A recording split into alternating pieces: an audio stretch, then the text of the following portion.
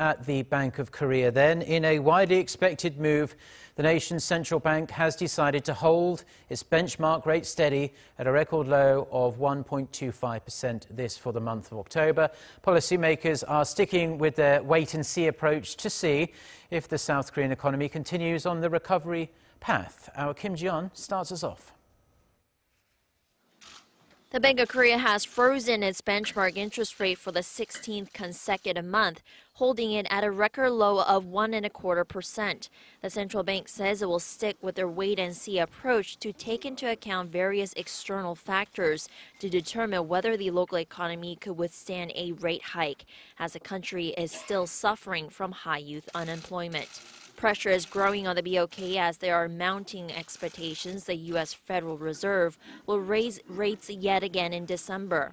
However, officials at Korea's central bank believe a rate hike would severely affect homeowners' ability to repay their debts and raise the risk of people defaulting on their housing loans. An assessment of government measures to curb Korea's $1.2 trillion of household debt due to be unveiled later this month is set to play a key role in determining the timing of the next rate hike. Since June, Bank of Korea Governor Ji-yeon has been calling for the need to raise rates on the back of strengthening exports, but has expressed concern about the uncertainties and risks linked to North Korea's continual threats.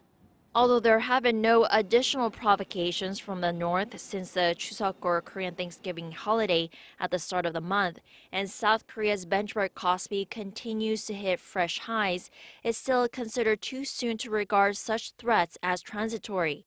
The Bank of Korea raised the annual growth forecast for the Korean economy this year to the 3% range from 2.8%, taking into account government's $9.8 billion supplementary budget bill for job creation.